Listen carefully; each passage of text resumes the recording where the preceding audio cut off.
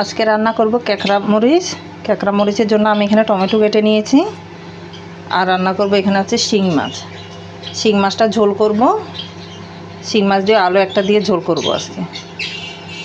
শিং মাছটা প্রথমে আমি ভাজি করে নেব। এখানে দিয়ে দিলাম নুন আর দিয়ে দিলাম হলুদ গুঁড়ো।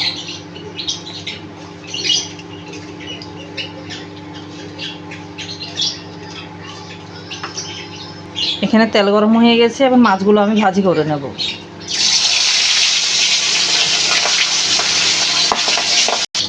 মাছগুলো হালকা করে ভেজে নিয়েছি, এবার তুলে নেব।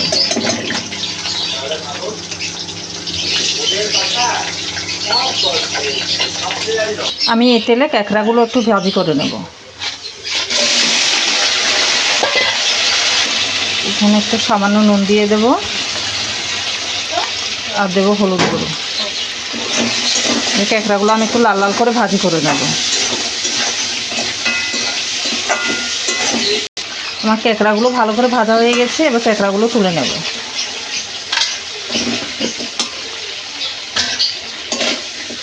এখানে ক্যাকড়া ভাজার তেলে আমি ফোড়নে দেবো এখানে 2টো এলাচ আর দারচিনি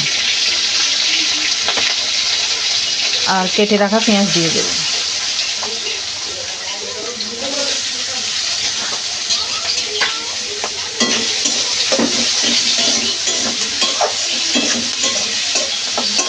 পেঁয়াজগুলো একটু হালকা লাল লাল করে ভাজি করে নেব। পেঁয়াজটা আমার লাল লাল করে ভাজা হয়ে গেছে, এখানে কেটে রাখা টমেটো দিয়ে দেবো।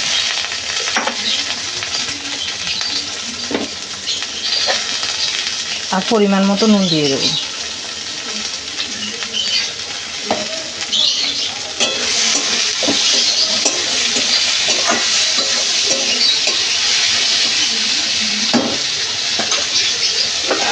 ঢাকা দিয়ে টমেটোটা সিদ্ধ করে নেব। টমেটোটা ভালো করে সিদ্ধ হয়ে গেছে, এখানে দিয়ে দেবো আদা বাটা। আদা বাটা দিয়ে আমি ভালো করে কষিয়ে নেব।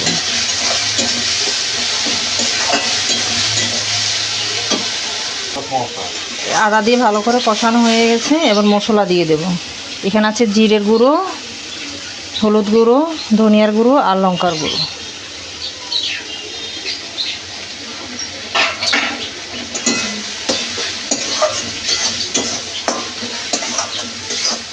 এবার এগুলো দিয়ে ভালো করে এটা কষিয়ে নেব। ভালো করে কষানো হয়ে গেছে মশলা,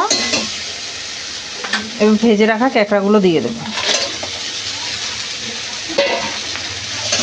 এই ক্যাকড়ার সাথে মশলাটা দিয়ে ভালো করে কষিয়ে নেব।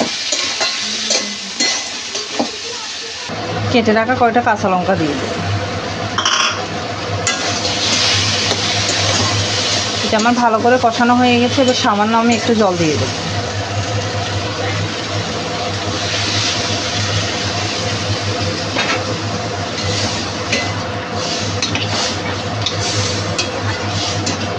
এই 3 থেকে 4 মিনিট আমি এটা ঢাকা দিয়ে একটু ফুটিয়ে নেব।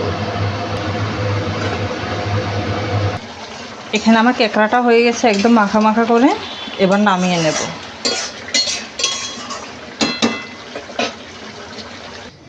এখানে আমার ক্যাকড়াটা রেডি হয়ে গেছে, এবার শিং মাছের ঝোলটা করে নেব। এখানে কড়াই গরম হয়েছে, কড়াইয়ে তেল দিয়ে দেবো। তেল গরম হয়ে গেছে, এবার কেটে রাখা আলুগুলো দিয়ে দেবো। সামান্য হলুদ গুঁড়ো আর নুন দিয়ে আলুটা ভালো করে ভেজে নেব। আলুটা লাল লাল করে ভাজা হয়ে গেছে, এবার কেটে রাখা পেঁয়াজ দিয়ে দেবো। এই পেঁয়াজটা আমি লাল লাল করে ভাজি করে দেবো।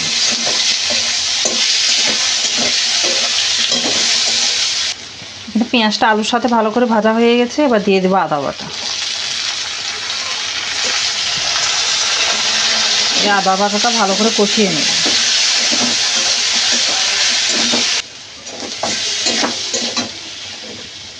এখানে সামান্য একটু একটু মশলা দিয়ে এটা ভালো করে কষিয়ে নেব। এখানে মশলাটা ভালো করে কষানো হয়ে গেছে, এর পরিমাণ মতো জল দিয়ে দেব।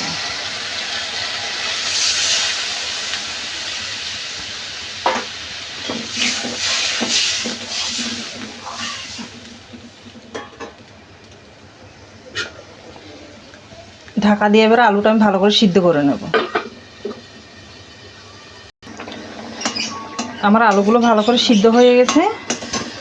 এ ভেজে রাখা মাছ আর মাছের ডিমগুলো দিয়ে দেবো।